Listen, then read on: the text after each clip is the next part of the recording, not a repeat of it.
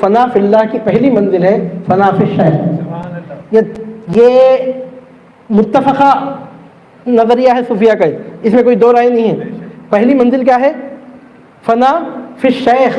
اس منزل میں آنا ضروری ہے. فنا فی الشیخ کا مطلب کیا ہے کہ حضور غوث پاک رضی اللہ تعالیٰ عنہ سے آپ کا رابطہ کتنا مضبوط ہے. 24 گھنٹے میں آپ کتنے مرتبہ سرکار غوث پاک رضی اللہ تعالیٰ عنہ کو یاد کرتے ہیں؟ سال میں ایک مرتبہ 11ویں کرتے ہیں نہیں. ہر آنے والی سانس محفل 11ویں شریف، ہر جانے والی سانس جشن فیضان غوث اعظم. یہ کیفیت پیدا ہونا. ایسا نہیں کہ رجب ثانی کی 2 تاریخ کو 11ویں، یہ نہیں. محرم کی 1 تاریخ سے لے کر ذوالحجہ کی 29 یا 30 جان ہوا تو ذوالحجہ کی 30 تاریخ تک، 1 جنوری سے لے کر 31 دسمبر تک یہ کیفیت پیدا ہو کہ حضور غوث پاک رضی اللہ تعالیٰ سے ہمارا رابطہ کتنا مضبوط ہے. عزیزان محترم، میں آپ کو پورا یقین دلا کے کہہ رہا ہوں کہ حضور غوث پاک سے ہمارا تعلق جتنا مضبوط ہوگا، ہم خادریوں کے حد تک بول رہے ہیں بات، مطلب ہم نے ان کو پیر بنا لیا، اللہ کی بارگاہ میں ان کو ہم نے وسیلہ بنا لیا. اب ہمارے لیے تو یہی ہے، ہم نے ان کو اللہ کے درمیان، اللہ اور بندے کے درمیان ہم نے ان کو اپنا وسیلہ بنا لیا، اپنا پیر مان لیا، اپنا شیخ مان لیا، اللہ بندے کے درمیان وسیلہ مان لیا. جس نبی کا ہم کلمہ پڑھتے ہیں ان کی آل میں، ان کے آل کا ان کو ہم نے، ان کے آل میں سے ان کو ہم نے اتھارٹی مان لیا. خاندان اہل بیت میں فی زمانہ ان کو ہم نے اتھارٹی تسلیم کر لیا. کشتی اہل بیت کا ہم نے ان کو ناخدا مان لیا، مطلب فی زمانہ. اور میں آپ کے سامنے عرض کر رہا ہوں کہ ان کو ہم نے اپنا امام مان لیا، اپنا شیخ مان لیا، اللہ کی بارگاہ میں ان کو ہم نے اپنا وسیلہ مان لیا. تو ہمارے لیے کیا ہے؟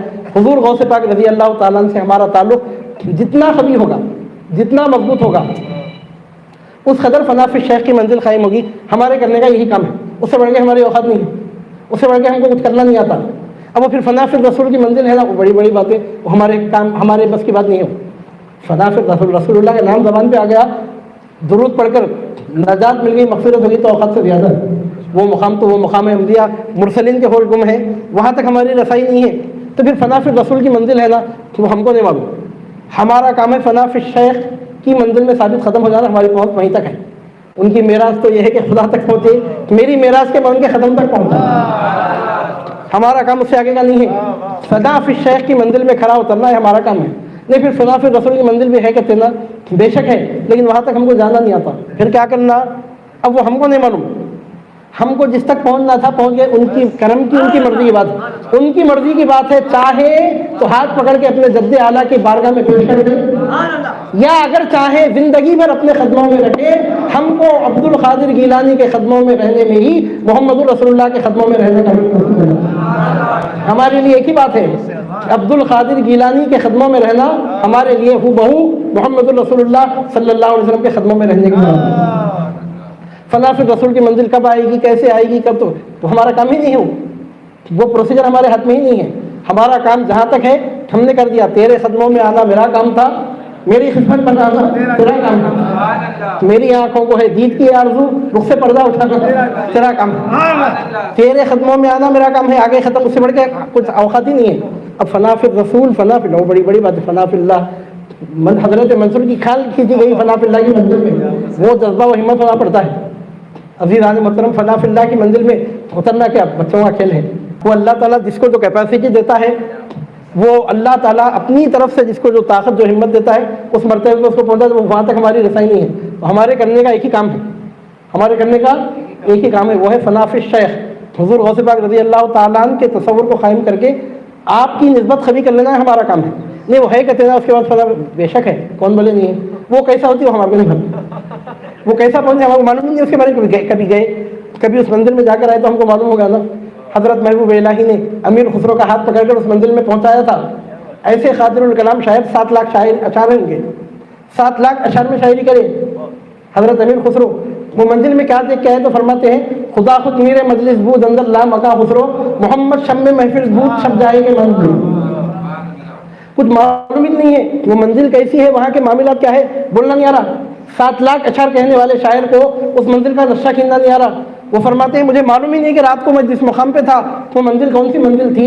اتنا میں تمہیں بتا دے سکتا ہوں کہ جس منزل میں میں اپنے پیر محبوب الہی کی سرپرستی میں رات گزار کے آیا ہوں، وہ منزل ایسی منزل تھی، وہ محفل ایسی محفل تھی کہ وہاں اگر میر مجلس خدا تھا تو شم مجلس مصطفیٰ تھا. میر مجلس خدا تھا، شم محفل مصطفیٰ تھا. اور کیا تھا بولنا نہیں آ رہا. 7 लाख अशार कहने वाले, 7 लाख अशार के खालिक, उनको बोलना नहीं आ रहा कि मजलिस की कैफियत क्या है। अब आप मेरे को बिठाइए सही तो मैं बोल सकता हूँ। अभी फना फिर रसूल की मंजिल क्या है, कोई गए थे फना फिर रसूल की मंजिल में नहीं, अगर वो मंजिल अगर नसीब नहीं हुई तो क्या होगा, अगर वो मंजिल नसीब नहीं हुई तो क्या हो, कुछ भी नहीं होगा। हमारा अकीदा ये है कि जिस दिन हम अब्दुल कादिर गिलानी के कदमों में पहुंच गए उसी दिन हम अर्श आज़म के साए में पहुंचे। यही हमारी इब्तिदा है, यही हमारी इंतहा है। मेरे इश्क की इब्तिदा तू, मेरे इश्क की इंतहा भी तू। अज़ीज़ान मोहतरम, बोलने का मतलब ये है, यही मेरी पहली ख्वाहिश, यही आखिरी है। और जिस मुकाम पे आप पहुंच गए तो वही मुकाम आपके लिए पहला मुकाम भी है, आखिरी मुकाम भी है। हम तो ये अकीदा रखते हैं, हमारी तो औकात यहाँ तक है कि अव्वल भी तू, आखिर भी तू। अल्लाह की बारगाह में हमने आपको वसीला बना लिया। सूफिया फरमाते हैं कि जिस दिन पीर मिल गया उसी दिन खुदा मिल गया। और आप मुझे बताइए कि जिस दिन आप सिलसिला कादरिया में दाखिल हुए, अपना हाथ आपने जब अब्दुल कादिर गीलानी के हाथ में दे दिया, अभी किसी बात के इंतजार में है आप? क्या आप खुदा तक नहीं पहुंचे तो क्या अभी पहुंचना बाकी है? अज़ीज़ान मोहतरम, जिस दिन हमने अपना सरे नियाज अपने पीर के कदमों में झुका दिया, यकीन जानिए कि उसी दिन अल्लाह रब्बुल इज़्ज़त तक हम पहुंच गए। मैं अर्ज़ ये करना चाहता हूँ कि फना फिश शेख के मकाम को हासिल करना है हमारे बस की बात है। अब वो है कहते ना मंजिल फना, फिर बेशक है, फिर फना फिल्लाह की मंजिल आती, वो मंजिल है तो संभालना भी आना ना उसको। ऐसे बोले थे हज़रत मंसूर अनल हक़, तो क्या आपके सामने है ना, बोलने का मतलब उतनी कैपेसिटी है। वो अल्लाह ताला जिसको ताकत देता है तो उस वक्त के वो मामले हैं।